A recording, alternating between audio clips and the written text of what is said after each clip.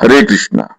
अडचणी कितीही जरी मोठ्या असल्या तरी त्या या जगामध्ये परमनंट राहू शकत नाहीत. भगवान श्रीकृष्ण गीतेमध्ये सांगतात की मात्र स्पर्शास्त कौंतेय शीत उष्ण सुख दुःख दहा आगमा पायनो नित्यास तात्तितिक्षस्वक भारत.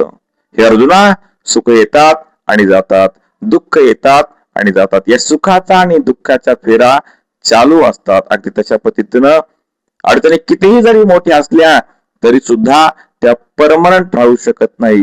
हिरण्यकेशिपूने सांगितलं की मला या जगामध्ये अमर व्हायचे आहे, परमनंट राहायचे आहे, तरी सुद्धा तो परमनंट राहू शकला नाही. अगदी तशा पद्धतीने या जगामध्ये कितीही दुःखाचा डोंगर मोठा असला तरी तो परमनंट आयुष्यामध्ये राहणार नाही, असं आपण ठामपणे आपल्या मनामध्ये बिंबवलं पाहिजे.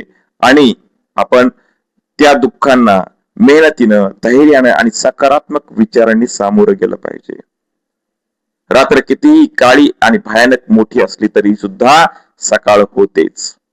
म्हणून एक गोष्ट लक्षात ठेवली पाहिजे की हा वेळ सुद्धा निघून जाणार आहे.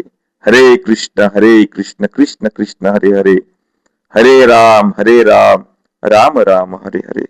धन्यवाद.